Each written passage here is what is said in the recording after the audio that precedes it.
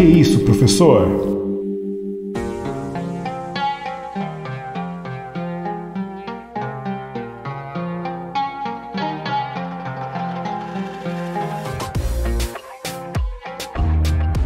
Olá, eu sou o professor William Souza e seja bem-vindo a mais um episódio do podcast Pra que isso, professor? O seu podcast de história. No final do século XIX e começo do século XX, com a segunda Revolução Industrial, começaram alguns movimentos por melhores condições de trabalho. As condições nas empresas europeias era a pior possível, com pessoas fazendo jornadas de trabalho com até 16 horas de duração, remuneração baixa, acidentes e mortes devido à baixa instrução dos funcionários. A única preocupação dos empresários era apenas lucrar com as empresas, tanto que até mesmo as crianças estavam inseridas no ambiente fabril. Mas hoje eu quero falar sobre como uma greve parou a cidade de São Paulo em 1917. Portanto, para isso eu vou chamar o Recapitula.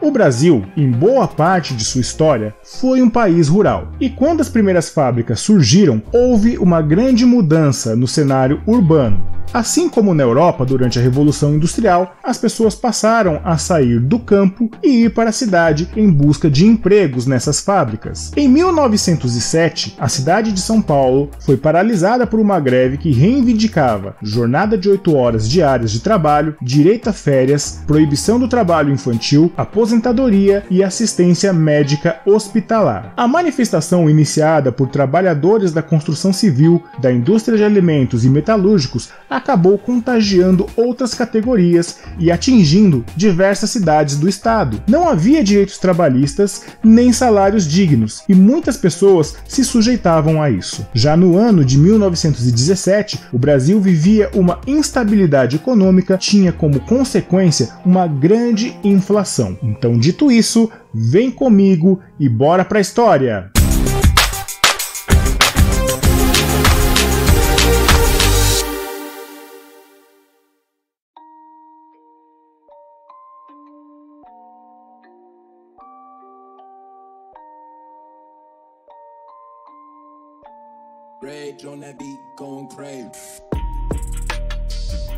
Logo quando as indústrias começaram a funcionar, as mesmas passaram a empregar alguns imigrantes italianos e espanhóis, e eles não aceitavam aquele cenário que encontravam nas fábricas. Assim, começaram a criar jornais que diziam que os brasileiros tinham que se organizar e lutar por seus direitos. Os sindicatos eram regionalizados e tinham pouca expressividade. A primeira faísca surgiu na fábrica Cresp, na Moca, onde os funcionários pediam aumento de salário, fim do trabalho infantil e do trabalho noturno para mulheres, e também a redução da jornada de trabalho. A notícia começa a se espalhar por outras fábricas e logo mais pessoas passam a aderir ao movimento.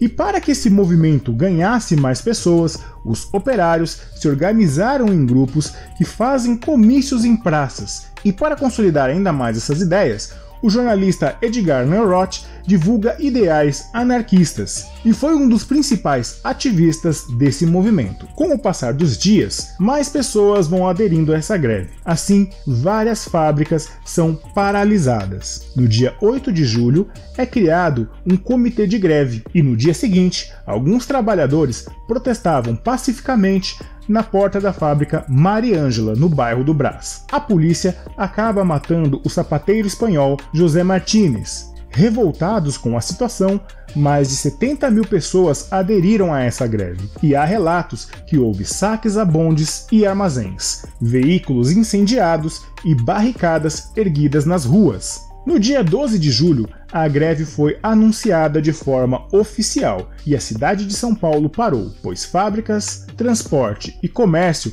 deixaram de funcionar. Os grevistas se recusaram a negociar diretamente com os patrões e jornalistas passam a intermediar um acordo. Inicialmente, os grevistas tinham 11 reivindicações, entre elas liberdade aos detidos na greve, o fim da exploração dos menores de 14 anos nas fábricas, jornada de trabalho de 8 horas e entre outros que eu já citei anteriormente. Somente no dia 16 de julho, com um comício no Largo da Concórdia em São Paulo, foi decretado o final da greve. Essa foi a primeira greve geral do Brasil. e que durou mais ou menos cerca de 30 dias. Mas o fim da greve só aconteceu pois os patrões cederam em alguns pontos, dando de imediato um aumento salarial para os operários, e buscou em breve estudar as outras exigências. A Constituição de 1946 foi a primeira a reconhecer o direito de greve, mas somente na Constituição de 1988 essa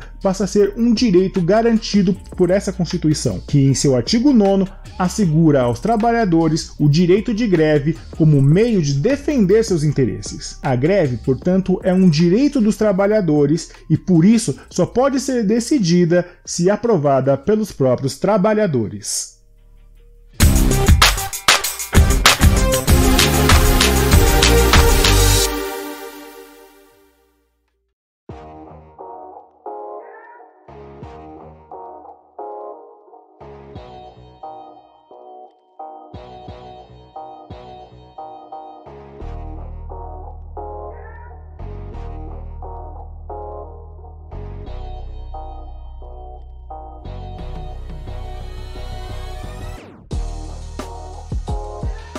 Portanto, a gente pode perceber que o Brasil ele nunca soube lidar com direitos trabalhistas. Vamos fazer uma análise assim, pensando o seguinte: o Brasil, primeiramente, ele contou com uma mão de obra de escravizados, isso por quase 4 séculos. Quando houve a abolição da escravatura, não davam emprego para os ex-escravos. E aí começou uma imigração de italianos, de espanhóis, de portugueses para trabalhar aqui no Brasil, nas lavouras de café e por aí vai. Com o surgimento das fábricas, as pessoas passaram a sair dos campos e ir para as cidades trabalhar. Faz as pessoas trabalharem por baixos salários, também por jornadas extenuantes de 16 horas. Pensa você trabalhando 16 horas numa posição incômoda, num trabalho totalmente insalubre, e também há outras questões, como acidentes que eram bem corriqueiros. Então o número de acidentes e até mesmo morte nesses lugares era muito alto devido à falta de instrução e treinamento desses trabalhadores. Crianças também, elas estavam inseridas nesse contexto,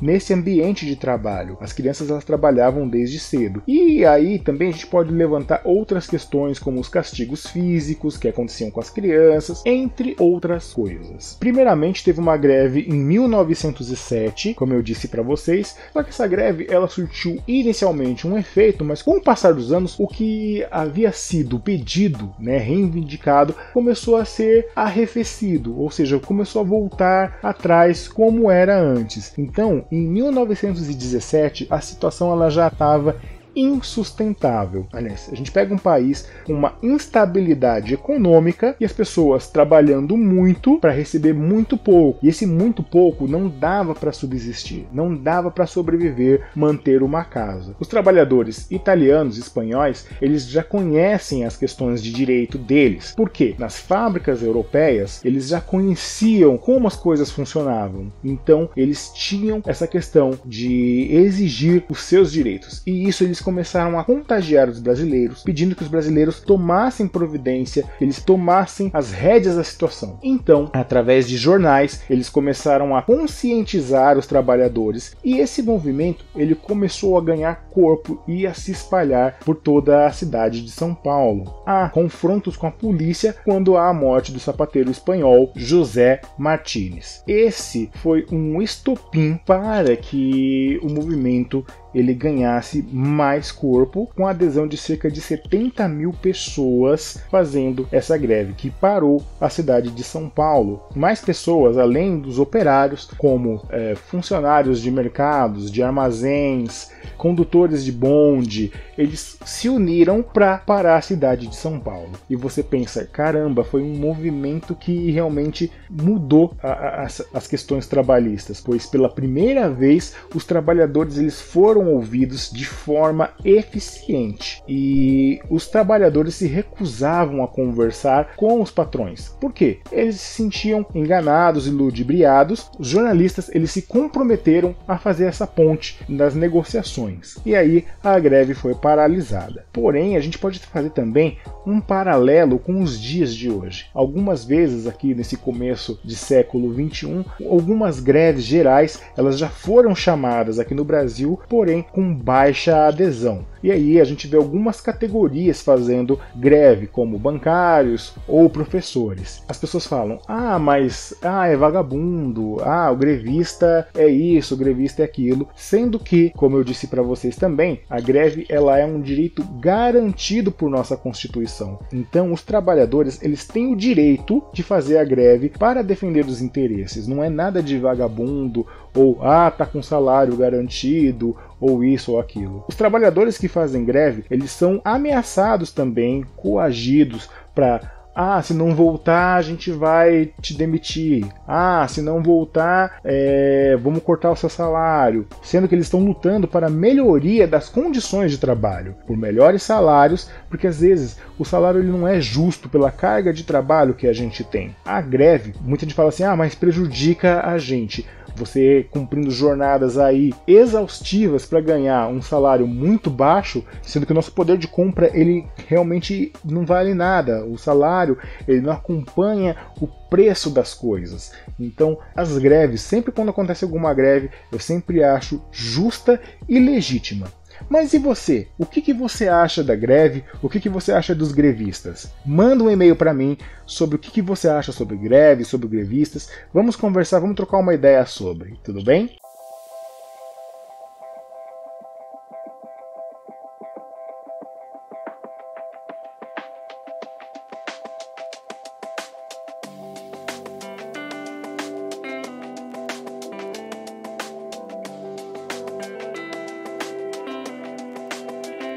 É isso aí, galera. Então eu acho que me alonguei demais e eu vou deixando o e-mail para contato, que é souzawilliam1983@gmail.com.